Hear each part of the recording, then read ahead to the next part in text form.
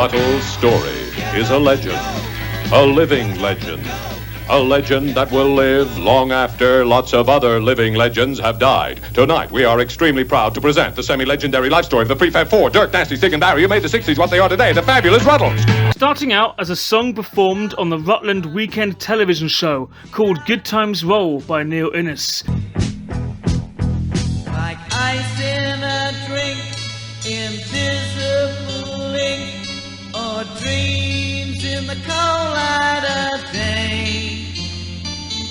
The children of rock and roll never grow old, they just fade away. And later becoming a sketch in the style of a mini documentary featuring the song I Must Be in Love.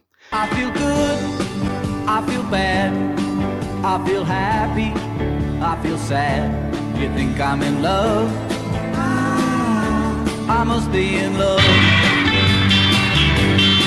Eric Idle and Neil Innes had brought the Rutles to life. I'm in doubt, I feel sure. You think I'm in love? Oh, I must be in love. The two songs appeared on the BBC record The Rutland Weekend Songbook. In 1976, they appeared in America on NBC's Saturday Night Live, performing a short piano version of Cheese and Onions and Shangri-La. From these streets, very close to the cavern Rutland, came the fabulous Rutland sound, created by the Prefab Four, Dirk, Nasty, Stig and Barry, who created a musical legend that will last a lunchtime. In 1978, they released the film All You Need Is Cash, written by Eric Idle and Neil Innes, as a mockumentary spoof of the Beatles, if you hadn't guessed that part by now. The film was largely supported by George Harrison, a good friend of Idle and Innes, who also supplied them with the unreleased documentary compiled by Neil Aspinall that was later reworked to become the Beatles anthology. Innes wrote and produced the music, deliberately not listening to the Beatles, but relying on his own memory instead, so the songs wouldn't be such direct spoofs and more of a mashup. He then compiled a band featuring himself for the Lennon voice, Ollie Halsall for the McCartney bits, Ricky Fartar sang the Harrison parts, and John Halsey, who performed Living in Hope, a Ringo Starr type song. Idle took the McCartney part in the film as he had done with the TV sketch, miming to Ollie Halsall's singing. Halsall appeared briefly in the film as Leppo, the fifth Rutle. In those early days, there was a fifth Rutle, Leppo, a friend of Nasty's from art college, who mainly used to stand at the back. He couldn't play the guitar, but he knew how to have a good time. And in Hamburg, that was more important. The group also allegedly performed in a London pub to gel together. And there is a bootleg album of the studio sessions out there titled The Savage Young Rutles. I'm standing by the banks of the Mississippi. I'm standing by the banks of the Mississippi in Louisiana, the cradle of the blues. That's black music sung mainly by whites.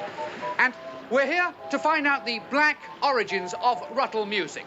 Yes, sir. I originated the Rutles. They got it all from me, every single bit of it. Well, how do you mean?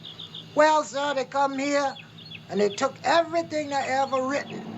Those four guys from Liverpool came here. He's lying. I ain't lying. He's always lying. I ain't lying. Every time there's a documentary on white music around here, he claims he started on it. I did. Last week, he claimed he started the Everly Brothers, Frank Sinatra, and Lawrence Welch. I did. He's always lying. Well, we seem to be rather wasting our time here in New Orleans, despite the expense. Still, pretty, isn't it? The film is fantastic and one of my favourite mockumentaries of all time, featuring some wonderful gags and skits, including the Tragical History Tour, parodying a Beatles film that Innes had actually appeared in as part of the Bonzo Dog Doodah Band. We're here in New York to announce the formation of Ruttle Corps. Nasty and I have come over on behalf of the other Rutles. Yeah, they couldn't come. Yeah. We're setting up Rutles as a kind of enterprise that people can come to us and we'll help them. We'll give them money. You know, if they want money, they just come to us. Yeah, instead of going to a bank. Yeah. You know, we want to help people to help themselves. The fantastic soundtrack album followed in 1978 and was re-released later on CD featuring extra songs. The Rutles Archaeology album was released in 1996, parodying the Beatles anthology albums 1, 2 and 3, and was equally as brilliant. Public, I'm sure you all know me. Sometimes they call me the man in the street, but I don't mind. The Rutles have reunited, and I was fortunate enough to be invited to a very, very secret recording session. Thanks to a 1978 documentary on legendary musicians, the Rutles, their history was preserved. Also preserved and buried in a time capsule previously unheard Rutles tapes, music that was to remain buried for 1,000 years. Now, thanks to the persistence of one record producer, 3 members of the group have gotten back together. Certainly a treat for Rutles fans. The group has reunited to record another song, and they've done it at an undisclosed location here in New York City, a big secret. Excuse me. Do you know where the Sony Studios is where the Rutles are recording? Oh, it's in there. Oh, great, thanks. And when the Rutles reunite to make music history again, there's no doubt other entertainment legends want to be there. We have bands like Oasis and so on, and the Cranberries. But on the other hand, we have legends like Tony Bennett and Eartha Kitt. When was the last time you saw Eartha Kitt and Peter Gabriel next to each other? I often thought they were the same person. That's maybe the reason you've never seen them together before, but tonight they will be together, brought together by the only band in the world that could do this. Besides celebrities, imagine the thrill of just being part of the Rutles production team. As a child, you know, growing up hearing them and being a huge Beatles fan. Obviously, she's confused. Get up and go. Get up and go back home. But what made the Rutles reunite? Money? How do you respond to those who say that you're only in the reunion for the money? I have to ask. Well, money isn't everything. I usually give it away in exchange for something else. What about you? Similar, very similar. I get some and then I give it away. Or is this the answer? Once a Ruttle, always a Ruttle. There's no going back, unless you've forgotten something. And once a Rutles fan, always a Rutles fan. But until their new album is released in October... We want to keep it quiet that you're here or not here. Okay, whichever. Whichever, but you must keep it very quiet. No one knows. Would you promise us one thing? Anything. You're not going to show this on CNN, are you? No one will ever see this. It's just private. That's why we're not here.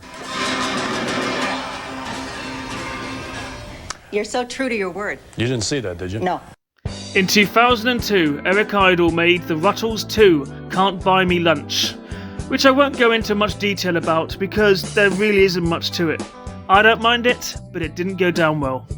Neil Innes would occasionally bring the Rutles back for concerts and small tours, featuring some original members from the sessions, before his untimely death, aged 75, on the 29th of December 2019.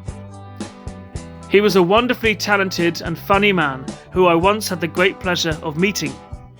16 years after the fresh-faced Prefab Four first burst into the public eye, and 8 years after they split up, just where are the Rutles today?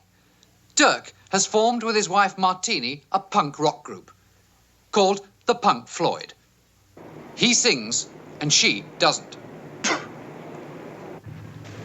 Nasty has turned his back on the world and sits with his thoughts and his memories. Barry is a hairdresser in the Reading area with 2 fully equipped salons of his own.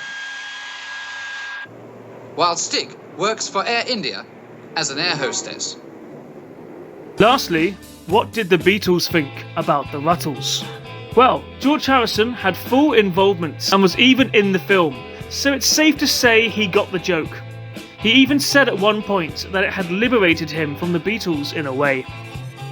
Ringo Starr enjoyed the film but felt the parts that mimicked the sadder times were a little too close to the bone.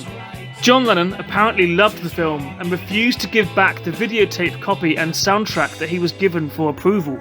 Paul McCartney always refused to comment, but according to Eric Idle, he wasn't particularly happy about it.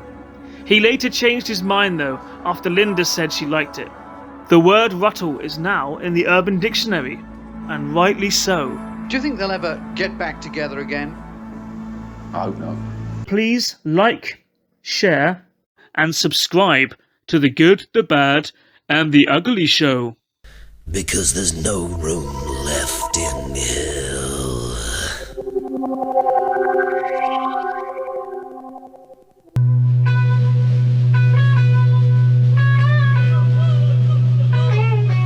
Number two, number two, number two.